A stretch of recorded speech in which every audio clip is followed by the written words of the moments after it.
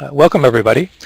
My name is Michael Ruiz. I'm a solutions architect at AWS, and today we're going to talk about DevOps operations on the AWS cloud and introduce a great AWS partner, CloudCheckr, who helps bring accountability to complex DevOps-enabled workflows on AWS.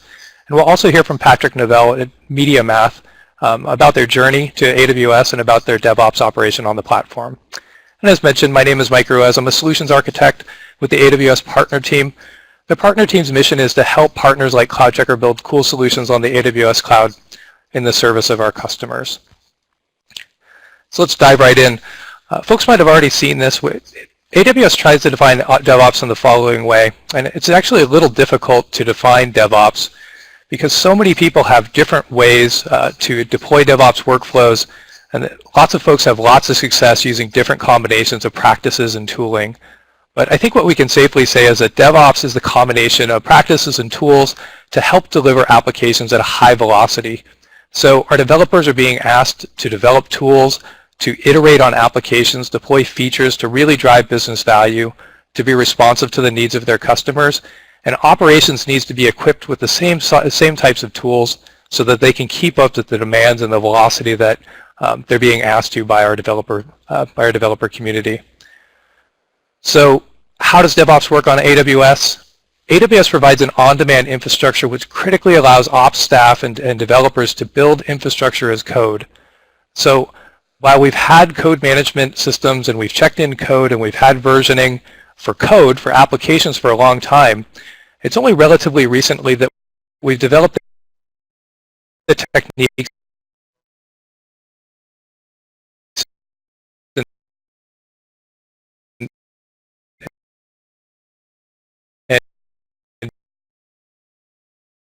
able to leverage platforms like AWS to define our infrastructure as code in a similar way.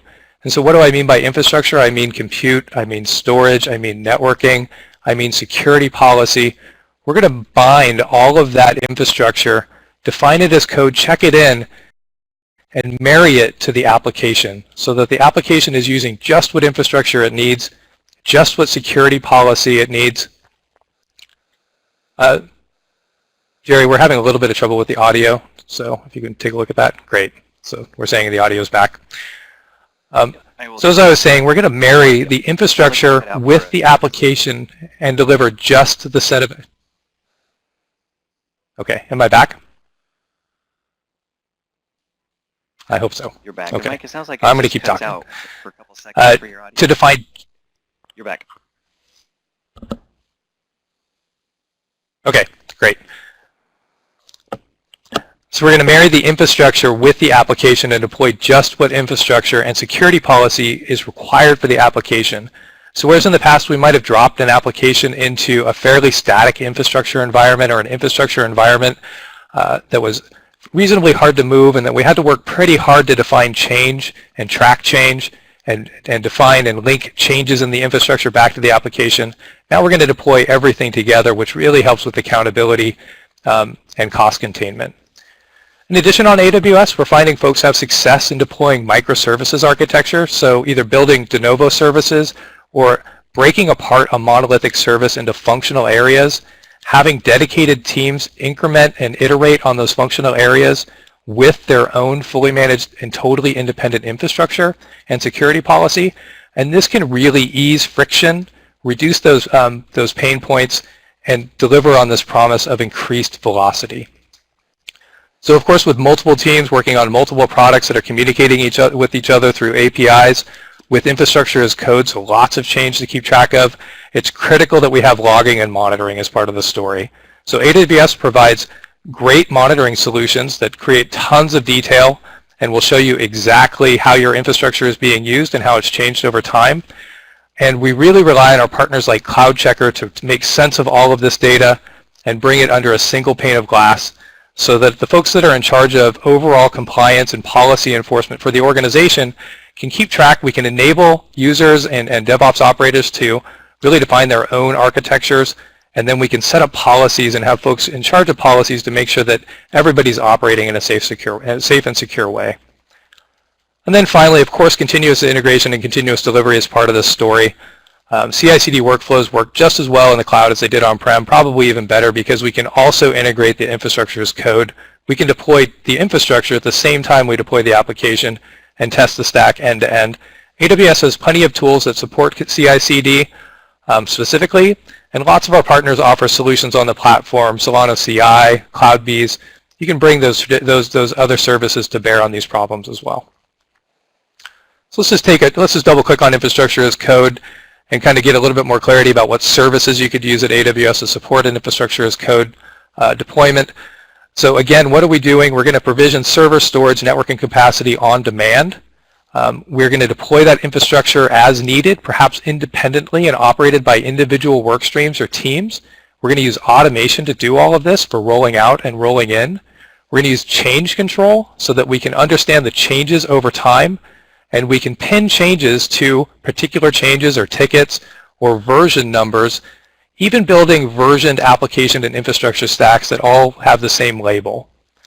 And then finally, we can build customized templates using a service called CloudFormation. This is an AWS service that allows you to define the application and all of the infrastructure components, including security policy, stand up these stacks, tear down these stacks, link stacks together.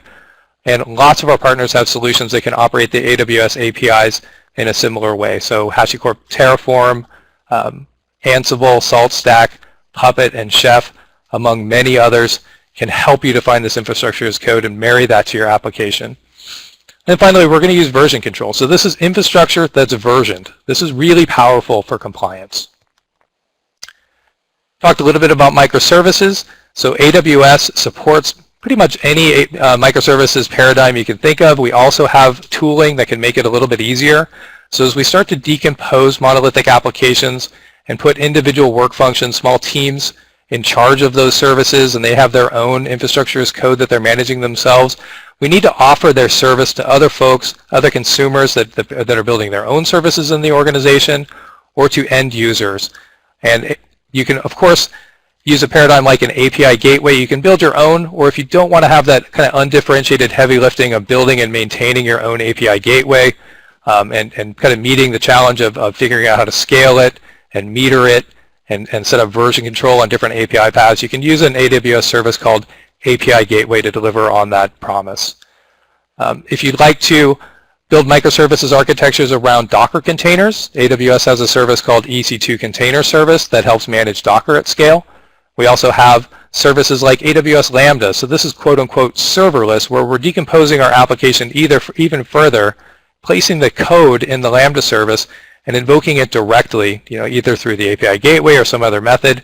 And now you're not maintaining Docker, you're not maintaining an operating system, you're maintaining your application that lives on an infrastructure that scales in, scales out, is secure and available. So logging and monitoring. So while we need to improve our velocity, while we're being asked to improve our velocity and we're marrying our security policy to our application, we're getting better security there, we need to make sure that we're compliant with our own policies. So we have a lot of folks now in these DevOps work streams. They're building their services. We need to know what they're doing, and we need to help them make sure that they're building compliant and fully secure services. And that's where logging and monitoring comes in.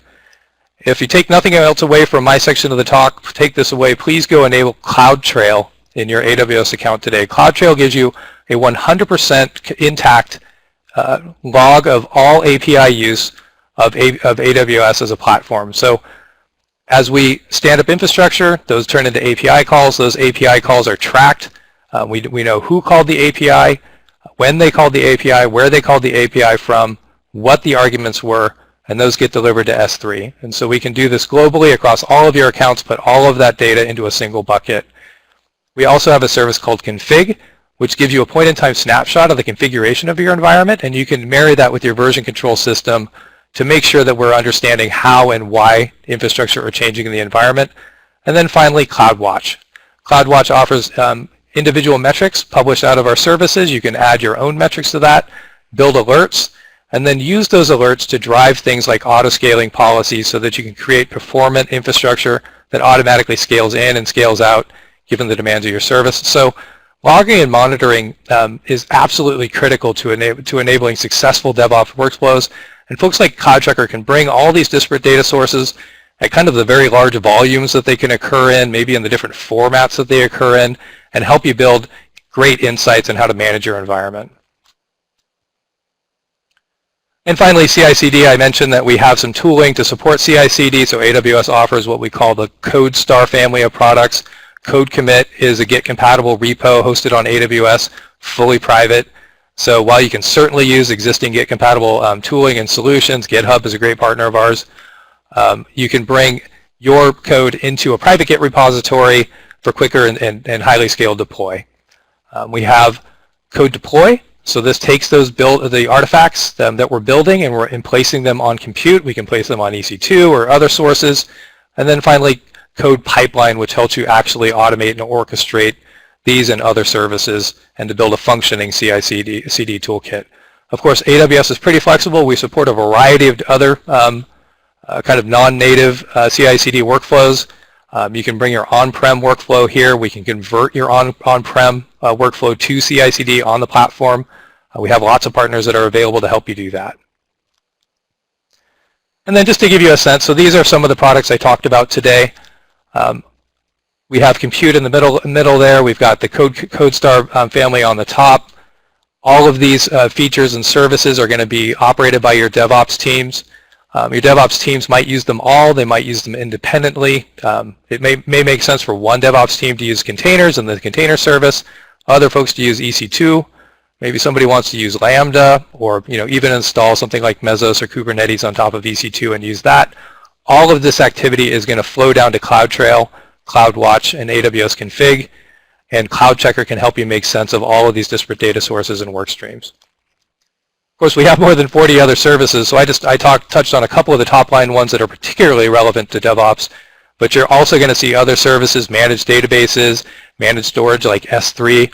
All of those, again, the activity are going to flow into their own activity logs or flow down into CloudTrail, and you're going to need to want to bring those together so that you can successfully apply policy, do some cost containment. And with that, I'm going to hand it over to CloudCheckr so they can talk about their solution to help you with that task. Thanks, Mike. I appreciate that. And I'd like to, my name's Aaron Klein. I'm one of the co-founders at CloudCheckr. That's sort of in the name that what we do is help you use Amazon better.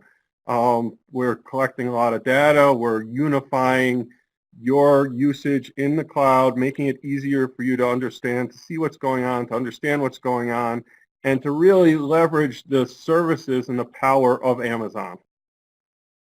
Let me sort of kick off and sort of give everyone an idea behind what we think we can add and how we think we can help. We look at the cloud and we look at what Amazon provides, which is just this tremendously powerful tool. And with this tremendously powerful tool, the stakeholders have questions. The IT questions are around application performance. Are they performing as well as they could? Are they utilizing their resources? You see the security team with questions, specifically around publicly accessible resources. They're pushing resources down and pushing controls out of the center, out to the end user, which is really the power of Amazon. But at the same time, the security team starts to wonder who's making changes. Is there suspicious activity? How do I track this? And of course, the finance team is wondering about who's spending what. And I know MediaMath will talk a little bit about how they've used us to help in that regards. And really, making it easy for the finance team to answer those questions around, can we cut costs? Are we working to our budget? All of these are questions that the teams need to know and that end users need to have to really leverage the power of Amazon and really to be very comfortable to enact the DevOps policies, to go through a DevOps procedure, to move to speed delivery to the end user. So we help answer all of them. We give visibility through collecting disparate data sources into operational efficiency and visibility. We look at things like security risks. We run compliance policy checks and help mitigate security risks. And of course, part of the highlight of this is how we help MediaMath save $2 million last year using Amazon. We help optimize spending. So let me dig a little bit deeper into each of these. When you think about operational efficiency, you're thinking about things like resource utilization. You're thinking about leveraging CloudWatch metrics. You're thinking about leveraging what's happening in your environment, understanding your CPU, understanding your network, looking at your usage statistics, and being able to make intelligent decisions around what needs to be scaled up, what needs to be scaled down. CloudCheckr allows you to build custom views with specific search and filter parameters. It's giving you visibility into asset management of multi-accounts, of resources, configurations, permissions, and changes. It's really making it very, very easy for the center, for the C-level and down below to push out the control out to the end user so the end user can increase velocity, can leverage DevOps theories and really speed delivery. You know, when you think about security, you're again looking at an end user and you're looking at people who are using, you know, a large enterprise could easily have hundreds of Amazon accounts with thousands of users. And the question that arises in the security team is, how do I control that? How do I have visibility into that? As Mike referenced, CloudTrail, Config, these are tremendously powerful tools. But at the same time, Amazon's giving you the tool set that you need, but you need some intelligence around it. And that's where CloudCheckr comes in.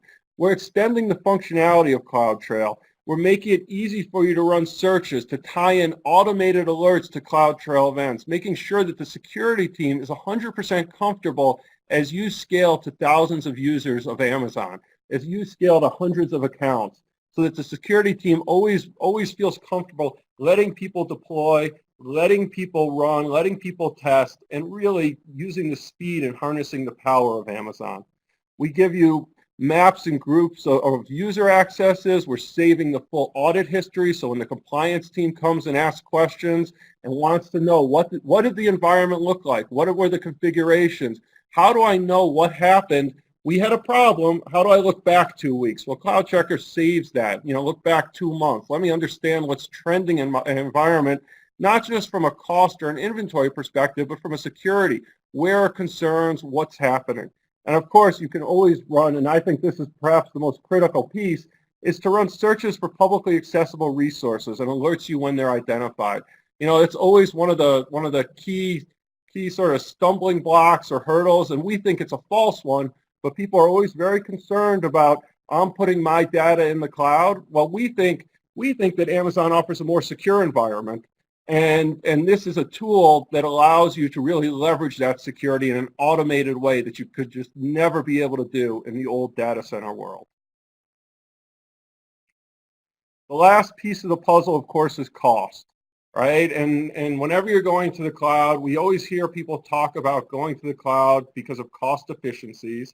And we think that Amazon offers servers for pennies on the hour, even less. It gives you an opportunity to test resources, and we've seen the past studies of drug companies running tests that would have cost $20 million instead costing $50,000 on Amazon. And if you use Amazon correctly, you're going to be able to realize these savings. And where CloudCheckr fits in is helping you use Amazon correctly. It's looking at your environment, understanding across one account or 1,000 accounts, making purchasing and sizing recommendations. Amazon offers 40 plus services, and there are 90,000 different pricing options. Well, that begs for an automated solution, and that's where we fit in. We look at your environment and we give you custom tailored recommendations. We give you customized alerts, so notifying when your spend's approaching thresholds, making it very obvious for both the end user and up the line what projects are costing, understanding your budget concerns, giving you trending history on costs, making it easy for projections. So the finance team is, again, very, very comfortable with everybody using the cloud.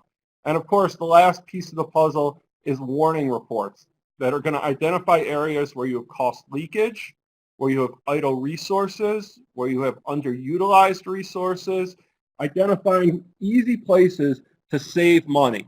Amazon is going to offer you a solution that is going to be cheaper than your on-premise, but just as if you insulated your house with the greatest insulation, if you leave all the doors and windows open in January, your heating bill is going to go up. Well, we're the folks who are going to help make sure that you don't leave those doors and windows open. We're the folks who are going to make sure that you're using all of that insulation in the best possible way. So, and I'm sure many folks have seen cost solutions and seen security solutions on Amazon. So let me just spend a moment on sort of where we think we're unique in the Amazon ecosystem. We bring a broader view. We have our AWS security competency certification. We're also an authorized government partner. We're bringing a whole, we take a very different philosophy towards leveraging Amazon. We think those old silos of finance, of cost, of security, of IT need to be broken in the cloud, and then we need to unite the data. So we're giving us this broader view where we're not just taking detailed billing records, but as Mike mentioned, we're collecting CloudTrail logs, we're collecting CloudWatch metrics, we're collecting config logs, VPC flow logs, we're tying it together with all the custom metrics that you want to run, and then giving you actionable reporting that breaks the silos and makes it very, very easy for everyone to leverage up. We're giving deeper analytics. We collect significantly more data, and that gives us better insights. For example, if you're looking at your DevOps team and you're concerned about cost, and you see that you have servers, you can apply tagging rules in CloudCheckr, and CloudCheckr will report back on them. And because we have CloudTrail metrics, not only are we going to report about what a server is costing you or what tag is on or not on it, but we can also unite it with the CloudTrail metrics to give you visibility into who launched it and how it was launched. And of course, the last piece is we specialize in AWS. We are an AWS-centric tool. Our expertise runs deep. We're not just covering EC2 or S3 and RDS, but we are covering the 40 Amazon services. We're using all of our expertise and all of our technical know-how to apply to Amazon, not spreading it across multiple clouds. So we've been around for about 4.5 years now. We have about 5,000 users, as you can see, spread among big enterprises to interesting startups to, of course, super hot startups like MediaMath. We'll go across all the regions. We service all of the Amazon regions, including China, including the non-public regions, helping everyone from managed service providers to AWS resellers to security providers really leverage up Amazon and improve their usage. You know, one of the things we're proudest of is how we help folks like MediaMath and how we help those end users really gain the benefits of moving into the cloud world. So with that, I am going to pass it off to Patrick and Travis and let them tell you the MediaMath story. Thank you, Aaron. So before we start, I'd like to have Travis Barnes, who's our Technology Communications Manager, kind of give a brief overview as to who is MediaMath and kind of what we do before we kind of get into how we've saved. So Travis, if you want to take over right now. Yeah, thanks, Patrick. And I know that I'm not speaking to an audience of marketers or advertisers, but I'm just going to spend about 3 minutes sort of describing who MediaMath is, the business problem that we work to solve, and hopefully that will provide some context to what Patrick was going to describe about sort of our cloud usage and use of CloudCheckr. So MediaMath is the leading independent programmatic company for marketers.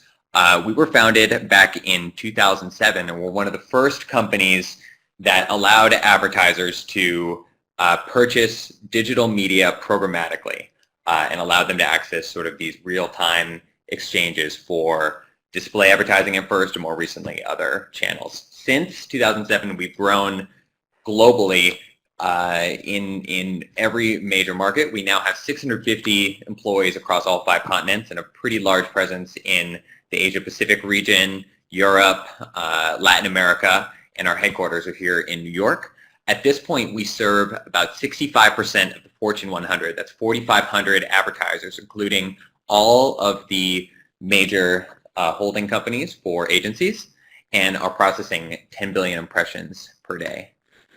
Our primary product is Terminal One, which is a demand-side platform, and it uses machine learning algorithms to analyze bid opportunities that are coming in on these exchanges every day, determine how valuable those are going to be for the advertisers that are running campaigns, and then determine how much to bid on those, and then actually place the bid. So that's really one of the cores of our business, and it's happening in about the 40 millisecond window that these auctions occur during. The story doesn't really end there, though, because in addition to actually placing that bid, we're doing it across all channels: mobile, video, social, other ones, and making sure that we're attributing how valuable those impressions were if they've been served across various channels. We're managing a lot of first-party CRM data, the data that we're generating in the course of serving ads, and third-party data segments, actually delivering these ads across these exchanges and on a number of different devices, and then providing advanced analytics and insights to advertisers so they can justify their spend and continue to optimize their entire campaigns around programmatic. And at every point, we're optimizing and using machine learning to make sure that we're actually tying the ad spend that is coming through our platform to the conversion event that advertisers are trying to make, whether it's like buying a pair of shoes or kind of setting up for a timeshare or simply raising brand awareness. And so at this point, I'm going to just pass it over to Patrick, who's going to describe sort of how AWS has helped us with scaling up to this. Thank you, Travis. So as Travis described, we are in the ad tech business, and the ad tech business moves very fast. It's a platform that is constantly growing, constantly scaling. As you can see from this chart, we started to adding applications in 2008, and since then we have exponentially grown in how many microservices we build. As the platform grows and new services come along, we develop new development teams, we develop new workflows.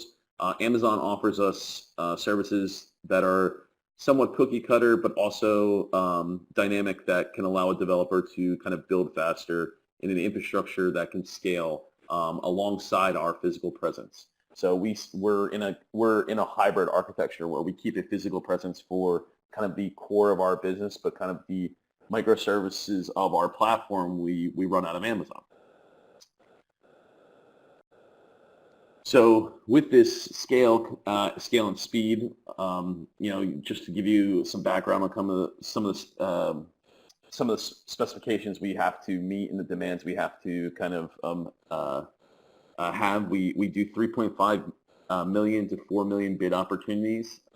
We analyze every second on our core bidding platform.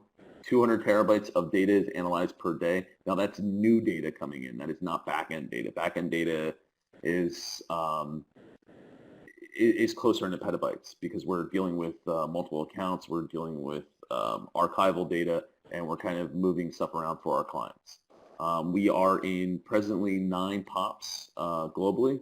Those are points of presence, and we are also in all 9 regions of Amazon. So we are going to be scaling to 11 data centers globally, and starting to kind of doing mesh network between our cloud regions to kind of provide a better setup for our customers. Within this, we have to keep a latency of basically the entire bid opportunity has to happen in roughly 110 milliseconds or less. We average around 40 milliseconds in response time, and that kind of keeps kind of the lights on with auction and bidding for the bidding platform. But then we also have to kind of deal with transactional and financial data that's kind of going through our platform as well, for both our customers as well as ourselves on our customers. So there's a lot of kind of there's a lot to the platform, both on the core services and on the application layer, that we have to kind of meet demand-wise. And Amazon kind of brings us closer to that goal. So why did MediaMath look for a solution with CloudCheckr? So as we scaled exponentially, so did our Amazon accounts. We have over a dozen accounts where basically we do the consolidated billing structure where we have one main account and we have several sub-accounts for all of our departments across of engineering. Because we do it this way, we like to try to tie certain purchases directly to the sub-account so it kind of fit into the budgeting for that department. And in doing that, it helps us keep track of that department's spend and that department's usage of Amazon.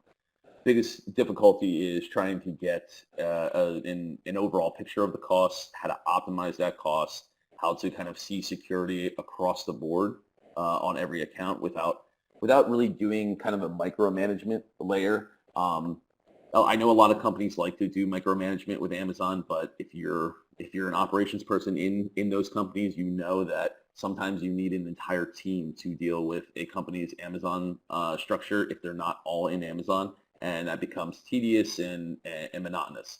So we try to do more of a macro management of those needs, and that's kind of where CloudCheckr really helped us, in supplying. So some of the proper benefits are inventory tracking with cost analysis.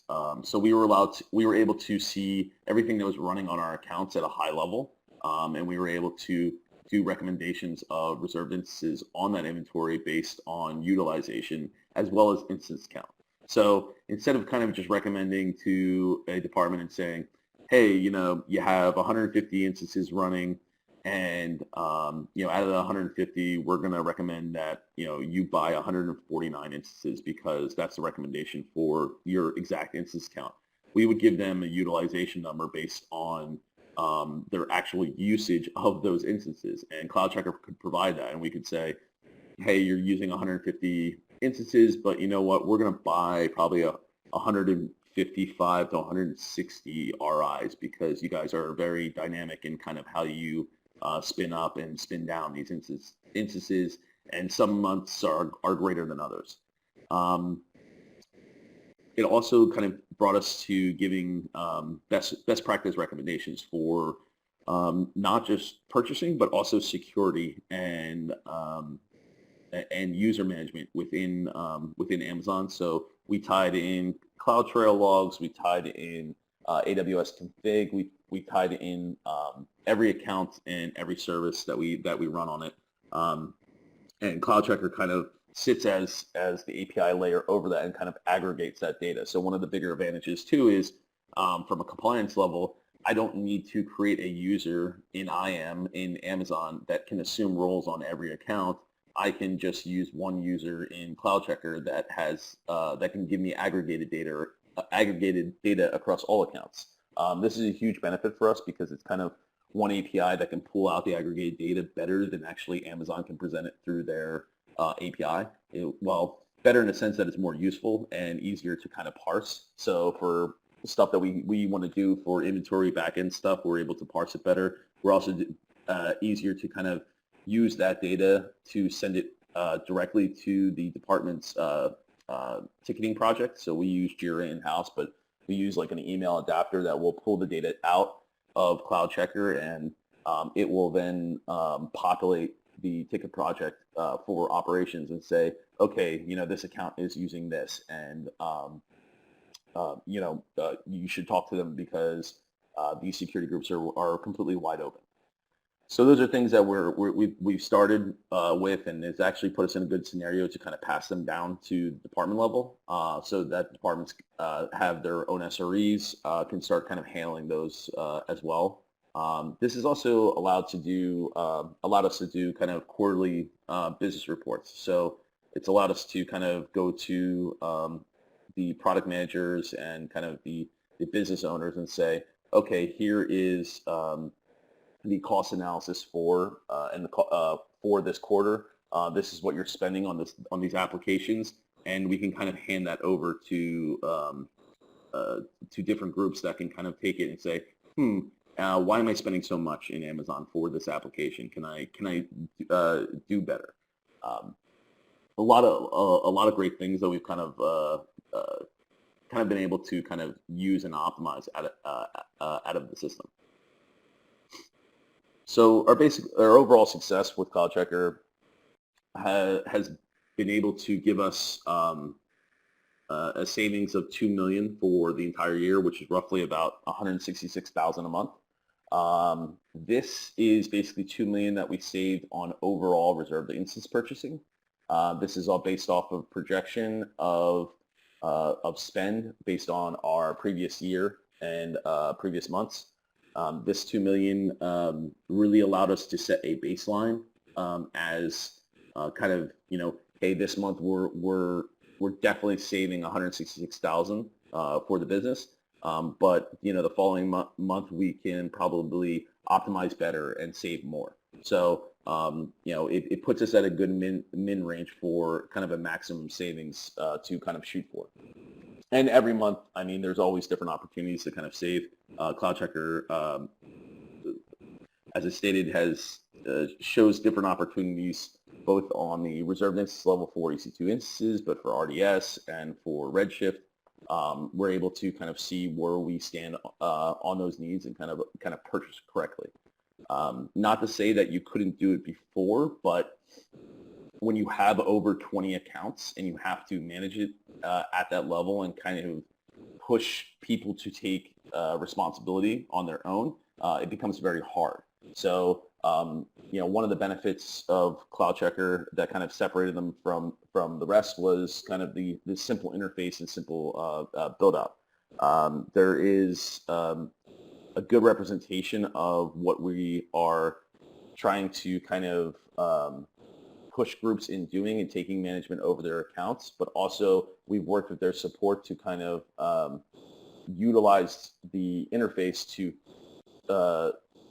teach new users on the platform easier. So, and it's not just engineering users, like this is product managers, project managers, people in marketing, people in accounting, people who are dealing with the account level stuff and want to know what their client spend is on an account.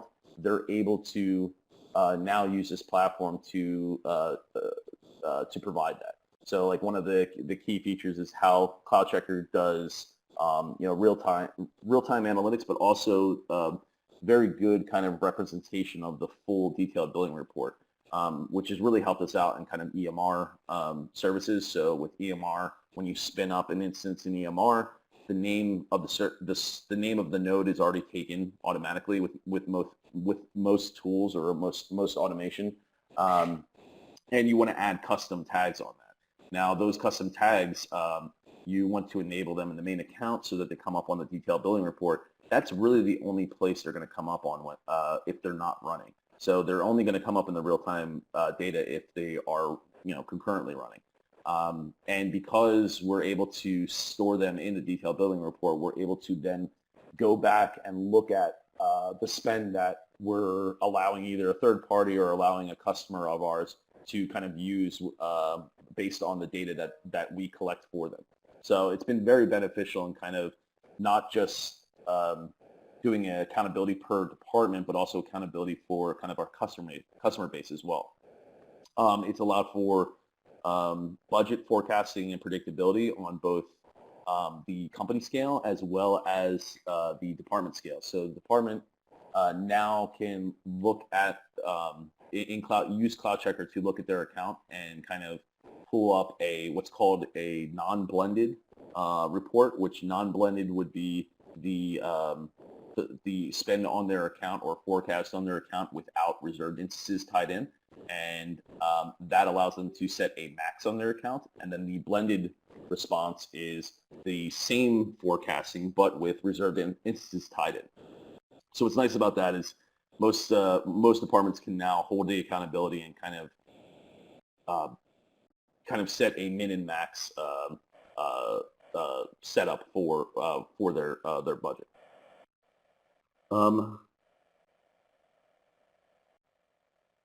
And yeah, so sorry, I was just got a question in. So one of the questions I kind of want to tie, and I think it'd be useful, is someone just asked if a single team does MediaMath govern a single team to overall spend or more on the department accountability?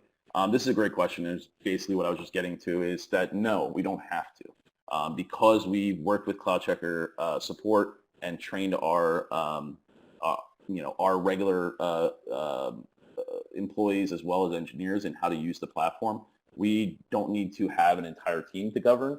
We literally have kind of 2 or 3 people that kind of manage the quarterly reports from our asset management side and also kind of the business budgeting side. And then we have kind of an operations team manage the security reporting and also kind of pushing out the Jira integration to different engineering tribes. So it's more of kind of we're able to take the overall workflow that would be done in a single team and spread it across several teams.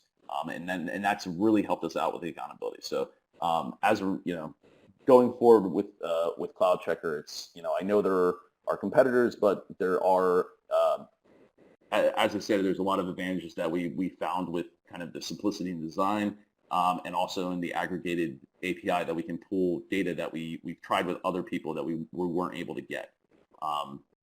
So that's kind of the overall use case of how we use CloudCheckr and how it benefits us. If there's any questions or concerns or if anything anybody wants me to go in detail, please feel free to ask.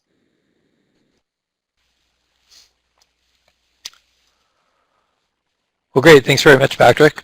So this is Mike Ruiz, and right now we'll drop into QA. I think we're going to keep this short and sweet today. Not a whole lot of questions that haven't already been addressed either online or by Patrick just now. But there is one question that came through that I'd like to ask Aaron to address. And so Aaron, some folks were wondering kind of definitionally, maybe we can help out with what an RI is, what a reserved instance is, and how CloudCheckr helps customers take advantage of that kind of billing mechanic. Sure. So a reserved instance, Amazon provides a variety of ways to purchase EC2 instances. You can buy things on demand, which is essentially deciding that you need it, spinning it up and paying what I would call sort of a retail price. You can also buy things through the reserved instances, where now you're making a commitment to use a server for a specific period of time, 1 year or 3 years if you're buying direct. You can also look for shorter RIs. Amazon offers a marketplace where people can trade RIs. But let's assume you're making a 1-year commitment to use a specific server with a specific operating system in a specific availability zone. And in return for that, Amazon is offering a significant discount. It could, depending on the server type, depending on the server family, it could be anywhere from, and how you buy it, it could be anywhere from 15 to 60% of a discount off of that price.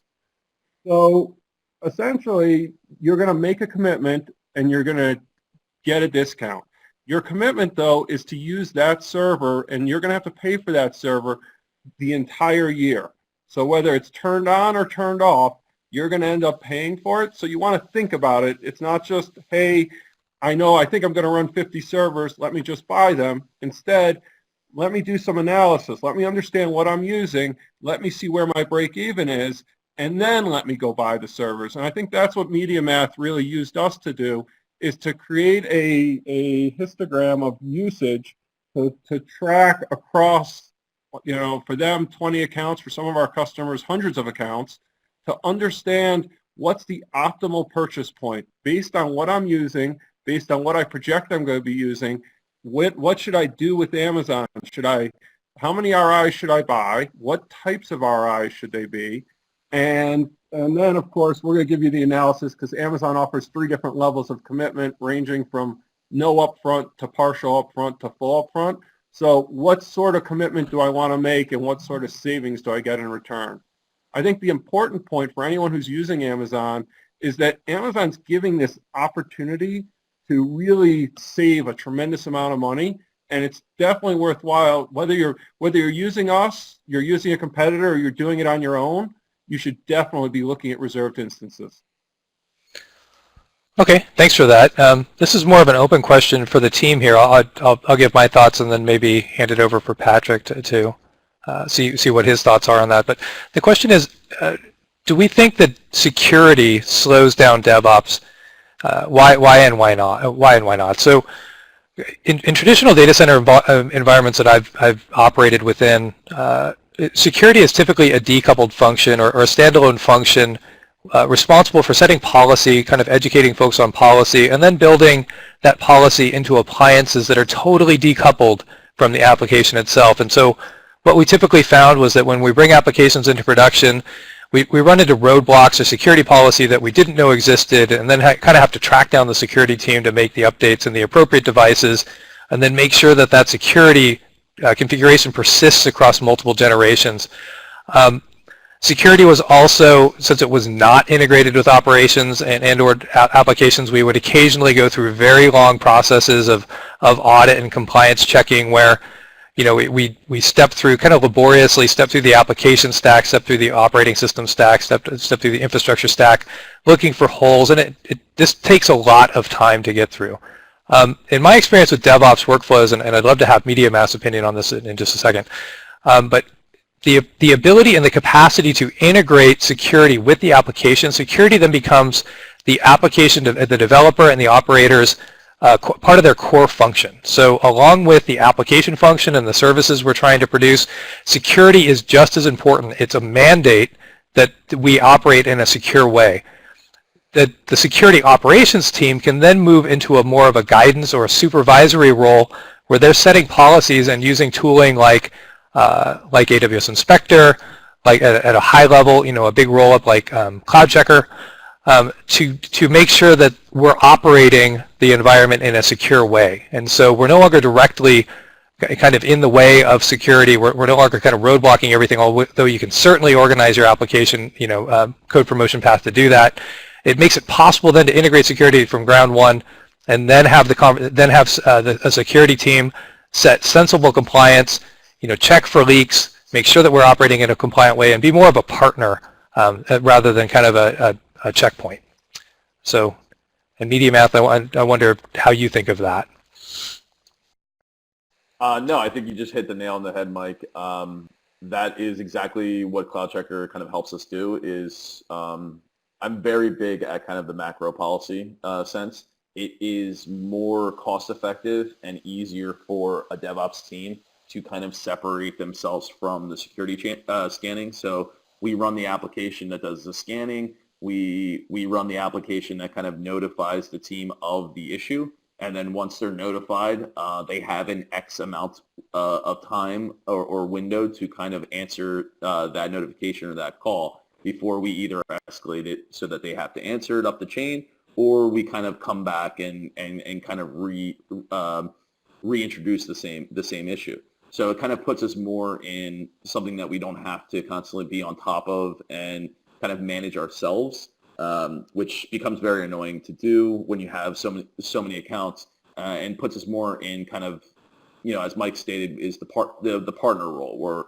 you know, we are more of a managed services for our client, who is the department, and we're kind of just notifying that, hey, you have this kind of issue, you know, you need to take care of this, you know. In the cases of a very serious issue, then, you know, that can have attention drawn to it faster. But in most cases, it helps kind of spread the workload a little bit, so that the operations team is not kind of the gatekeeper in a lot of ways to kind of have to take the responsibility full steep. Yep.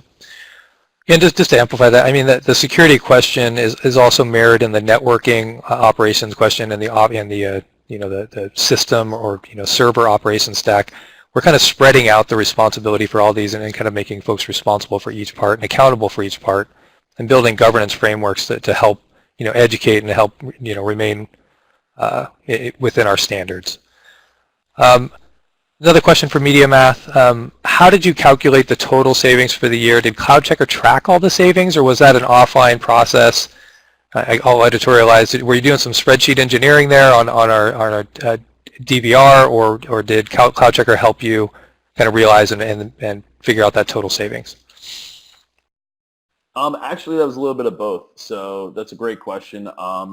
We we did, we pushed out how long we were going to purchase certain reserved instances until we were 100% sure, which was more beneficial to us than probably anybody else. But we used CloudCheckr to kind of monitor the actual spend that we were doing, and then we were also using Amazon at the same time and kind of comparing these two and seeing, okay, are we seeing what we're seeing in Amazon Trusted Advisor, and is that number what is coming up in CloudCheckr, and making sure that those numbers were accurate, as well as kind of doing our own projections for groups. So we would have groups kind of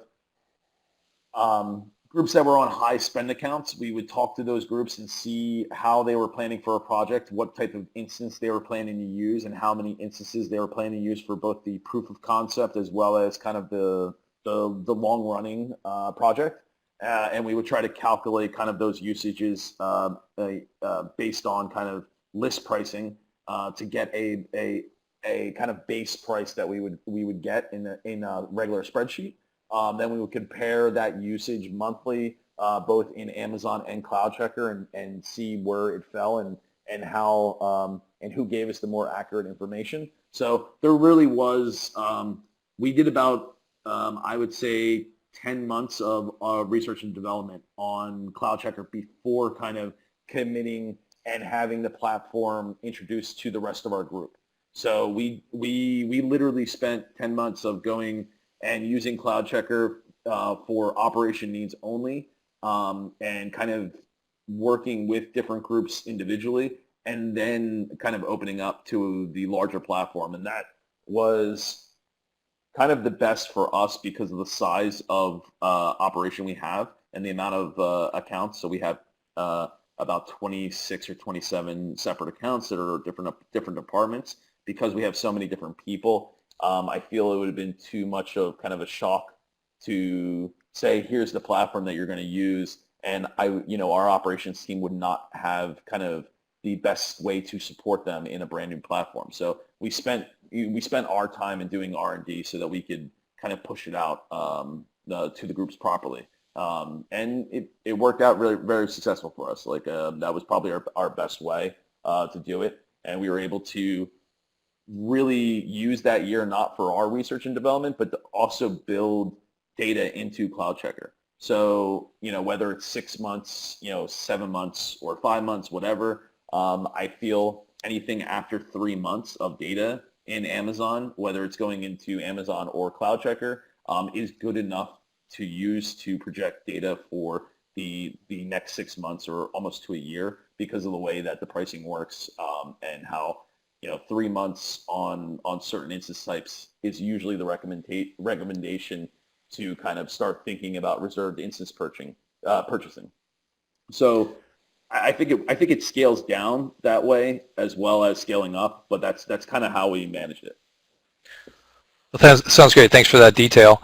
I think you touched on a little bit of this, but one of the participants was interested in some detail around the differences between CloudCheckr and an AWS feature like Trusted Advisor. Aaron, I wonder if maybe you might like to comment on that particular question. What features do CloudCheckr provide above and beyond kind of what's available on the platform, via the Trusted Advisor console, as for instance? Sure. I mean, and I think there are some differences in terms of what's targeted. I think Trusted Advisor is a terrific tool. It gives you certainly the basic information that you need, and I think going with Amazon Business Support is something that we strongly recommend all of our customers do. And in fact, we integrate Trusted Advisor checks into CloudCheckr. But just for example, if you look at best practices as maybe a starting point of differentiation, whereas Trusted Advisor is running a core set of 40 to 45 best practice checks, CloudCheckr is running over 350 best practice checks. So it's giving you a much broader and deeper look. They're configurable. We're also probably significantly different in terms of the depth of what you're going to get from a cost analytics platform, giving you a lot more flexibility being able to write things like tagging rules, being able to aggregate and split tags, being able to allocate costs in a variety of ways, including things like amortizing reserved instances. I think the Amazon tool set, I think, is definitely a very good starting point and a point that I would push people to look at. I think we're the sort of tool that as you get a little bit deeper in and you need, and you're running something a little bit more sophisticated and you want to not devote man hours to taking those next steps yourself, that's where we're going to add a lot of value. We're also going to add a lot of value in bringing in the security components and bringing in analysis of CloudTrail, of VPC flow logs. These are sort of the areas that we think are a key differentiator relative to the Amazon tool set. Amazon is, I think as Mike spoke up earlier, Amazon creates so much terrific data, and Trusted Advisor handles a small portion of it, a small portion of CloudWatch metrics and a small portion of detailed billing records. But I think the differentiation is that we're going to pick up all of the data and we're going to make use of all of the data. And I think that's probably, if you think of it in terms of breadth of coverage and depth of what's going on, I think we're the logical next step. Okay, well, thank you for the, oh, go ahead. Yeah, sorry, I just wanted to add to that from a user perspective. It's actually been very successful too, is imagine you want to give 20 people access to Trusted Advisor and you're in a consolidated billing format. That's a red flag all over the place because of the billing dashboard that you have to kind of access on the Amazon side. As Aaron stated, from a compliance level, CloudCheckr is just the aggregated data and the overlay for Trusted Advisor, and then takes it one step further and kind of optimizes and adds into that data. From a compliance standpoint, it's just better to give them access to something that kind of is that overlay. And that's really, one of the other advantages that weren't mentioned for us for having a large kind of enterprise department level. We don't have to give all these people access at a very top level. Perfect. Thanks for that additional detail. So we've arrived at the end of our time today. I'd like to thank everyone for attending. I'd like to direct your attention to the survey, which on my screen is on the left-hand side, but we'd love to get your feedback. We're trying to improve and constantly trying to improve the sorts of data and the interesting stories we're trying to syndicate here. So thanks for attending. Please take a look at the survey, and we'll see you next time.